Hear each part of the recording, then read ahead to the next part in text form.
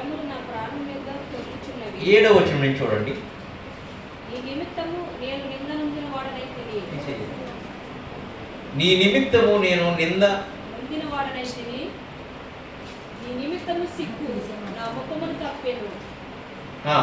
నా సహోదరులకు నేను అన్యుడనైతిని. నా తల్లి కుమారులకు పరుడనైతిని. నీ ఇంటిని కూర్చిన ఆసక్తి నన్ను భక్షించి ఉన్నది. నిన్ను నిందించిన వారి నిందలు నా మీద పడి ఉన్నవి. ఉపవాసం నుండి నేను కన్నీరు విడువగా అది నాకు నిందాస్పదమాయెను. నేను గోనెపట్ట వస్త్రము కట్టుకున్నప్పుడు వారికి హాస్యాస్పదుడనైతిని. గుమ్మములో కూర్చుండి వారు నన్ను గూర్చి మాట్లాడుకుందరు, త్రాగుబోతులు నన్ను గూర్చి పాటలు పాడుతారు. యెహోవా అనుకూల సమయమున నేను ప్రార్థించిన దేవా, నీ కృపాబాహువుని బట్టి నీ రక్షణ సత్యమును బట్టి నాకు ఉత్తరమేమో. యెహోవా నీ కృపా ఉత్తమత్వమును బట్టి నాకు ఉత్తరమేమో. నీ వాత్సల్య బాహుల్యతను బట్టి నా తట్టు తిరుగుము. నీ సేవకునికి విముఖుడివై ఉండకము. నేను ఇబ్బందులు ఉన్న త్వరగా నాకు ఉత్తరమేమో. అదే కీర్తనలో 4వ వచనం చూడండి.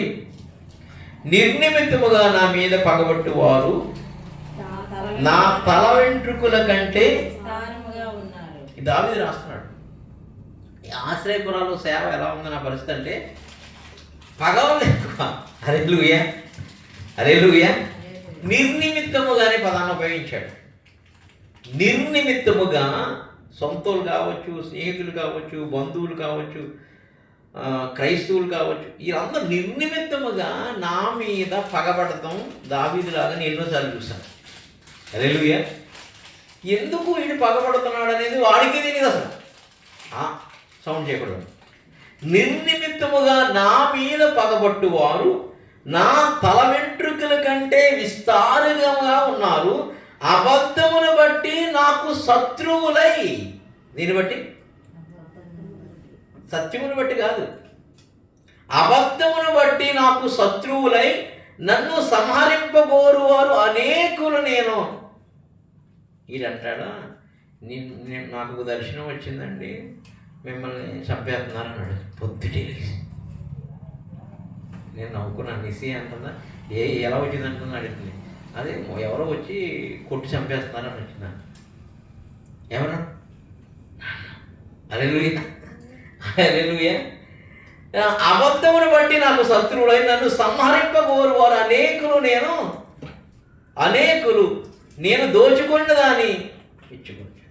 7వ వచనం. నేను నీ నిమిత్తము నేను నింద నొందిన వాడినైతే నీ నిమిత్తము నేను సిగ్గునా. దేవుని కొరకు దావీదుకి నింద వస్తుందంట, సిగ్గు వస్తుందంట. హల్లెలూయా, హల్లెలూయా. ఏందో మరి నాకు భలే విచిత్రంగా ఉంటుంది. ఇక్కడ చూస్తే అక్కడ కట్టేస్తారు. ఏముంటుంది అలాగే ఏమవుతుందా? ఏం రాదు. ఎక్కడ చూసినా బిగినింగ్ నుంచి చూడండి, పోరాటాలు. ఎవడు పట్టుకెళ్ళదు. మీటింగ్ పెడితే పోరాటం, ఇక్కడ చర్చి నడిపితే పోరాటం, చర్చి కడితే పోరాటం, సత్యం చెప్తే పోరాటం, ఒరే ఇలా బ్రతకాలి పరలోకం ఎలా అని చెప్తే పోరాటం. అంత నింద. హల్లెలూయా, హల్లెలూయా, హల్లెలూయా. ఇంతకీ ఈయనకున్న దేని వలన వస్తుందో రాస్తున్నాడు. ఎన్ని ఎందుకు వస్తున్నాయంటే నేను ఒకటి అనుకున్నాను, అలా అనుకోవటం బట్టి అన్నీ నాకు జరుగుతున్నాయి అంటాడు. ఏమనుకున్నాడంటే దావీదు గారు అసలు ఏంటి ప్లాన్ అయింది? 9వ వచనం చెప్తున్నాడు, నీ ఇంటిని గూర్చిన ఆసక్తి నన్ను భక్షించి ఉన్నది. నీ ఇంటిని గూర్చిన ఆసక్తి నన్ను భక్షించి ఉన్నది. నిన్ను నిందించిన వారి నిందలు నా మీద పడి ఉన్నది. హల్లెలూయా. ఇందుకోసము ఇవన్నీ తగ్గుతున్నాయండి. ఇంటికి ఈ 9వ వచనంలో ఒక ఇల్లు కట్టాలనుకున్నాడంట దేవుని కోసం. దానికోసం ఆశపడుతున్నాడంట.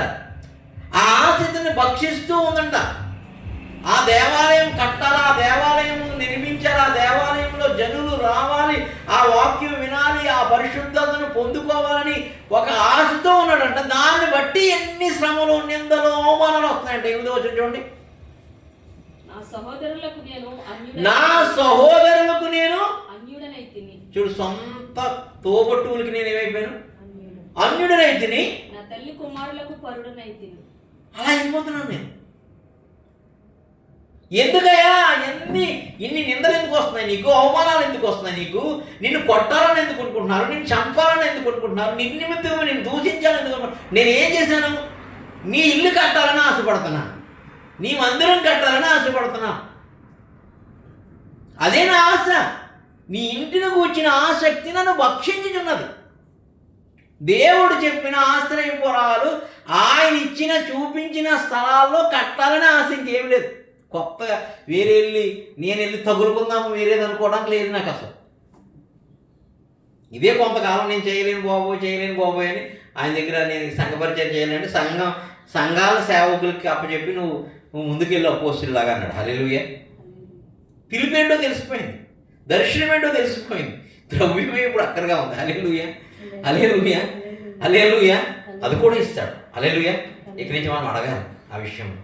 అన్నీ అడుగుతున్నాం కానీ అది మాత్రం అడగాలి ఖచ్చితంగా. ఇక్కడ దావీదుకున్న ఆశ అంటే అన్ని సమకూర్చుకున్నాడంట. నీ ఇంటిని కూర్చిన ఆసక్తి నన్ను భక్షించి ఉన్నది. నిన్ను నిందించి వారు నిందలు నా మీద. నేను నీ ఇంటి కోసం ఆశపడితే నా మీదకి నిందలు వస్తున్నాయ్యా. నా తోబుట్టు నా అన్నదమ్ములు, నా రక్త సంబంధికులు అందరూ నా మీద పగబడతారు. నిర్ణెత్తిముగా కారణం లేకుండా, హేతువు లేకుండా నా మీదకి వచ్చేస్తున్నారు. నాతో సహదాసులు నా మీదకి వచ్చేస్తున్నారు. హల్లెలూయా. ఏంటి? నీ మందిరంను కూర్చిన ఆసక్తి, నీ ఇంటిని కూర్చిన ఆసక్తి, నీ దేవాలయాన్ని కూర్చిన ఆసక్తి నన్ను భక్షిస్తుంది. అది చెయ్యాలని నేను ఆశపడితే చాలు వచ్చేస్తున్నా. హల్లెలూయా. నాకు మరే బలం వచ్చింది ఈ మాట. హల్లెలూయా. ఆడు తరుముతున్నాడు, ఈ కొడుకు తరుముతున్నాడు, రాజు తరుముతున్నాడు, స్నేహితులు తరుముతున్నారు, బంధువులు తరుముతున్నారు. నేనేమని నీ మందిరం కొరకే కదా నేను ఆశపడుతున్నది. ఇక్కడ మొదలైనటువంటి దావీదు యొక్క ఆశ చివరి ఇంకో గ్రంథంలో, ఇదే కీర్తనలో ఇంకోటి రాస్తున్నాడు. నాకు ఒకటే ఒక ఆశ ఉంది, ఆ మందిరం కూర్చిన ఆసక్తి నన్ను భక్షిస్తూ ఉంది, కానీ ఆ మందిరంలో చిరకాలము నీతో నివాసం చేయాలని ఒక్కటే ఆశ మిగిలి ఉంది అన్నాడు. హల్లెలూయా. మనకు కోటి ఆశలు, ఆ కోటి అసలు ఎన్నో, అసలు మనకి ఎన్ని ఆశలు. అసలు నిజం, నాకు ఏం ఆశలు లేవు, సత్యం చెప్తున్నాను. ఇల్లు కూడా వద్దు నాకు, ఆశ్రయపురాలు కడితే చాలన్నాను. హల్లెలూయా. ముందు ఇల్లు కట్టుకోమన్నాడు దేవుడు. వద్దయ్యా, నీ ఇంటిని కూర్చిన ఆసక్తి నన్ను భక్షించున్నదంటే పడేసేసాడు. హల్లెలూయా. సరే పడేసాడు కదా ప్రభువా, మరి డబ్బులు సంపాదించంటే నువ్వెందుకు డబ్బులు సంపాదించి నేనున్నా అన్నాడు. హల్లెలూయా. నేను ఇస్తాను కదా నీ డబ్బులు, నువ్వేంటి పని చేసేది? నువ్వు పని చేయక నా పని మాత్రమే చేయన్నాడు.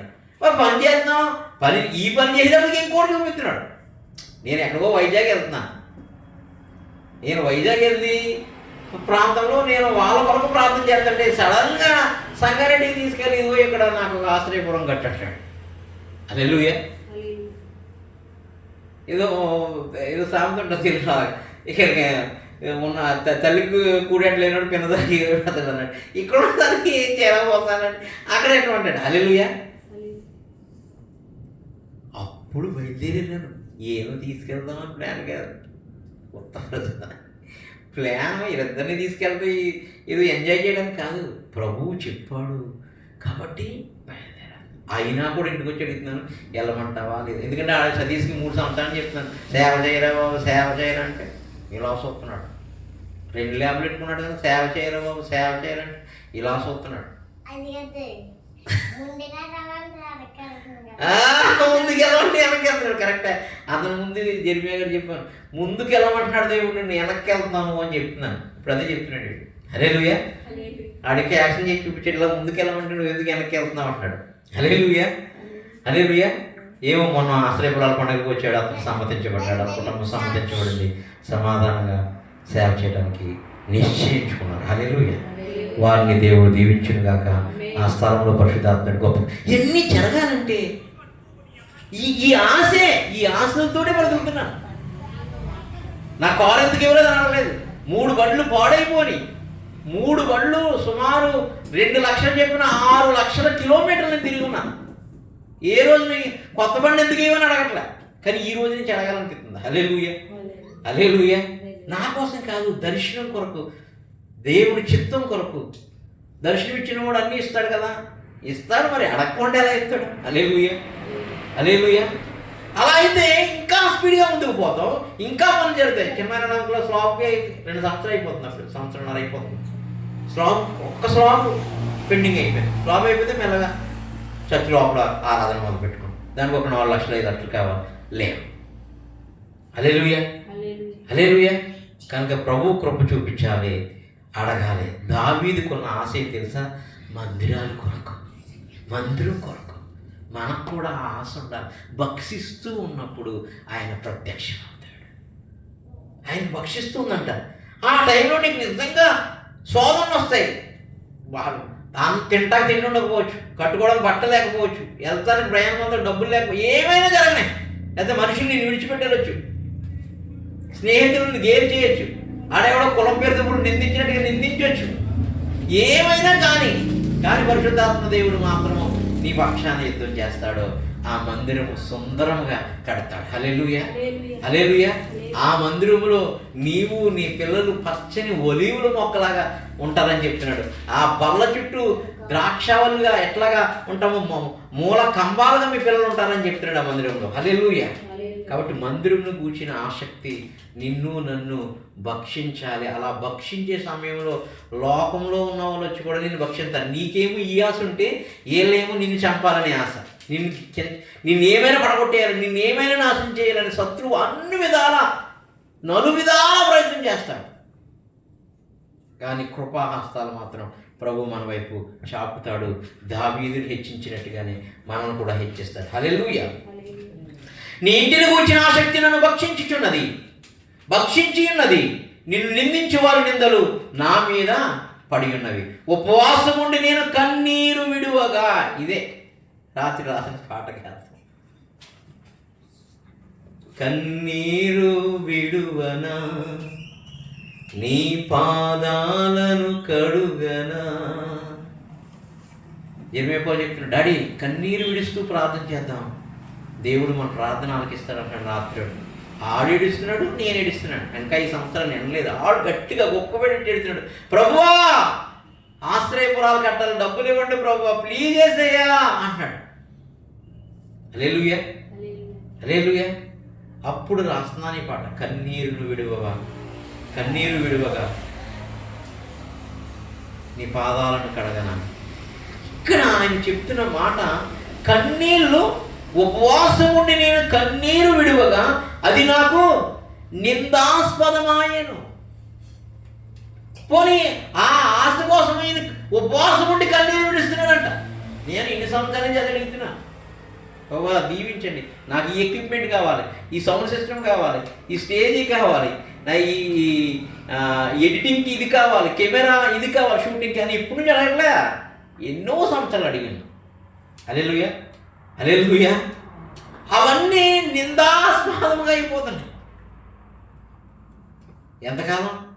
అంతకాలం ఉండదు, కొంతకాలమే ఉంటుంది. హల్లెలూయా. శ్రమ దినమున కృంగినేళ్ళు మనం శాతకాలం. మనకు వచ్చింది కష్టం, గాలి చేత కొట్టబడ్డాం, శత్రువు అన్నిటి చేత కొట్టబడ్డాం, నెట్టబడ్డాం.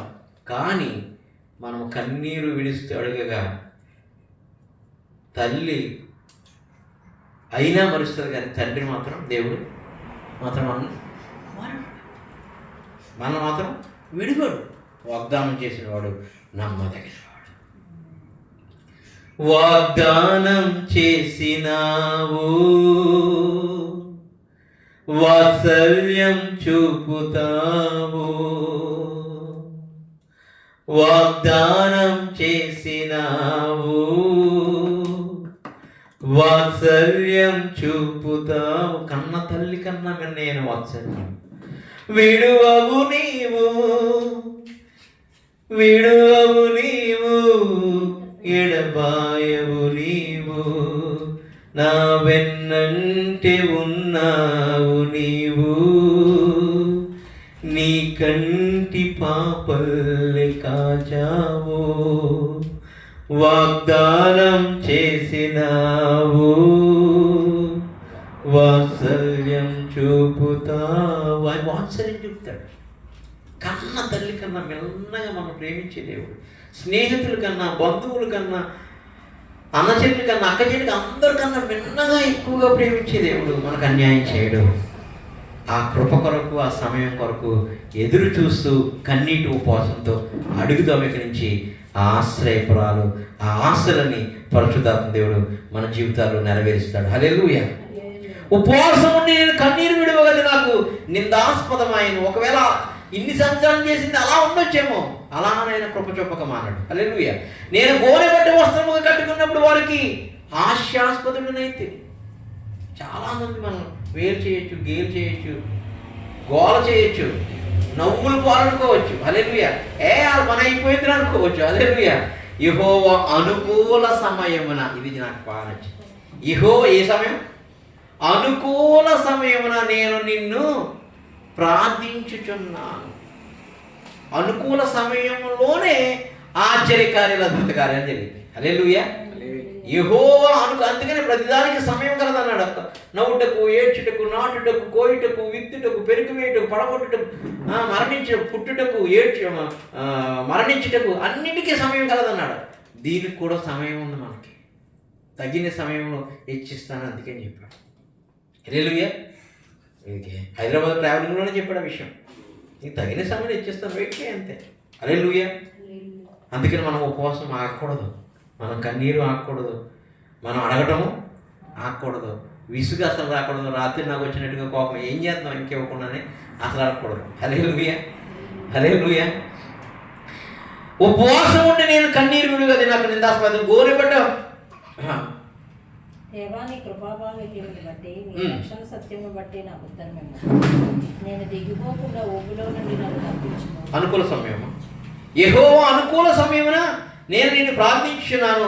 దేవా నీ కృపాబాహుని బట్టి, నీ రక్షణ సత్యం బట్టి నాకు ఉత్తరమేమో. యెహోవా నీ కృప ఉత్తమత్వము బట్టి నాకు ఏంటంట? ఉత్తమం అంట, ఉత్తమత్వం అంట. హల్లెలూయా. నాకు ఉత్తరమేమో. నీ వాత్సల్య బాహుల్యతను బట్టి నా పట్టు తిరుగు. నీ సేవకునికి విముఖుడివై ఉండకము, నేను నిన్ను ఇబ్బందిలో ఉన్నాను, త్వరగా నాకు ఉత్తరం. హల్లెలూయా. హల్లెలూయా. కాబట్టి ఆయన అడిగితే మాత్రమే మనకు పని అవుతుంది. దావీదు మందిరమును గూర్చి ఆశపడుతున్నప్పుడు అతని మీదకి ఈ నిందలు వచ్చినాయి, ఇన్ని అవమానాలు వచ్చినాయి, కానీ ఆయన ఉపవాసం మానలేదంట, కన్నీరు మానలేదంట. అనుకూల సమయంలో వెతుకుతూ ఉండేవాడంట. ప్రభు యొక్క కృప ధారాళంగా ఇవ్వబడింది. హల్లెలూయా. దేవుని యొక్క కృప ధారాళంగా అతని మీదకి వచ్చేసాడు. నువ్వేదైతే అడుగుతున్నావో అది నీకు ఇచ్చేస్తా అన్నాడు. నువ్వేమైతే అడిగావో నీ కుమారుడు కోసం అది నీకు ఇచ్చేస్తా అన్నాడు. ఏదైతే అడిగావో ఆ నిత్య నిబంధన నీతో చేస్తున్నాడు. దావీదుతో మనతో కూడా చేస్తాడు. మనం అడగాలి. కన్నీరు విడుస్తూ, ఉపవాసం ఉంటూ, గోనె పట్టుకొని జవాబు ఇన్ని సంవత్సరాలు రాకపోయినా అడగా. హల్లెలూయా. ఆయన ఇష్టమండి. ఆయన ఇవ్వాలనుకున్నప్పుడు ఇస్తాడు. హల్లెలూయా. ఆయన ఇచ్చించాలన్నప్పుడు హెచ్చిస్తాడు. మనకు ప్రశ్నించడానికి మనవాడు. హల్లెలూయా. ఆయన ఆత్మలు ఇవ్వాలన్నప్పుడు ఇచ్చేస్తాడంతే, కుప్ప కుప్పలతో వచ్చి పడిపోతాయి. డబ్బులు ఇవ్వాలన్నప్పుడు ఇచ్చేస్తాడంతే, కుప్ప కుప్పలతో వచ్చి పడిపోతాయి. హల్లెలూయా.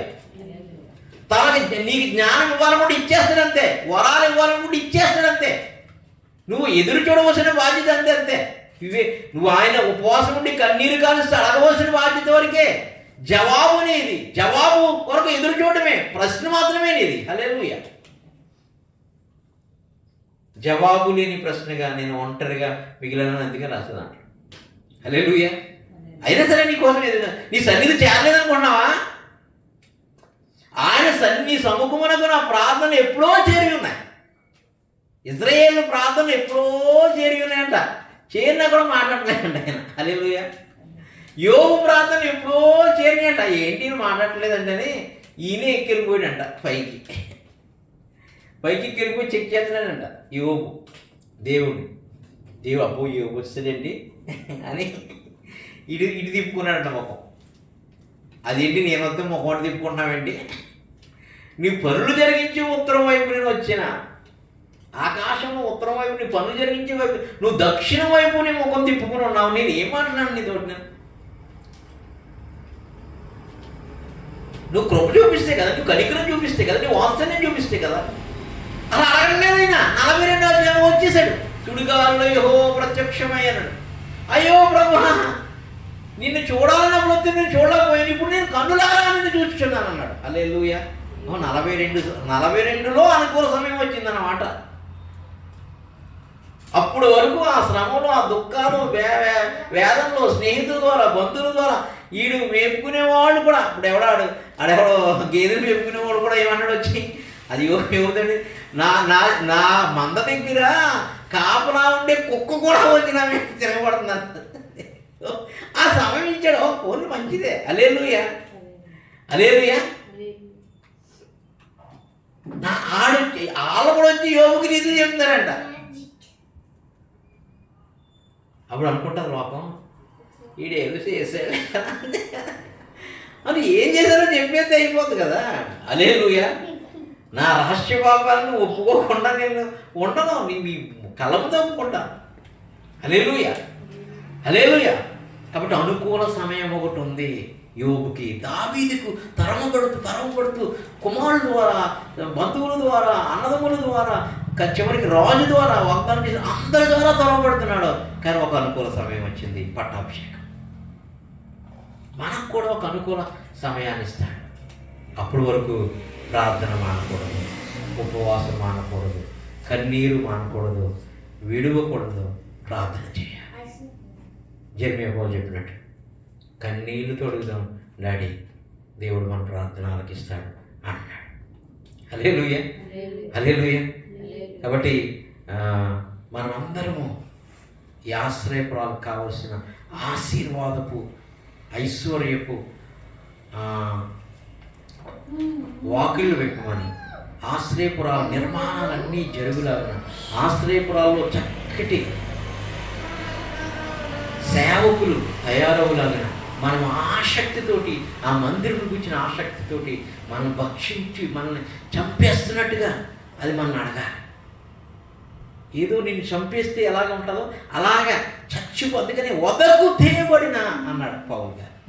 నేను దినమెల్లా అంటే భక్షిస్తుందంటది. ఇతనేమన్నాడంటే, నేను ఆ ఆశలను భక్షించుని చంపేస్తుంది అన్నాడు. పౌలు ఏమంటాడంటే, నేను దినమెల్లా వదకు తేయబడిన గొర్రె పిల్లను అన్నాడు. అది నన్ను చంపేస్తుంది ఆశను.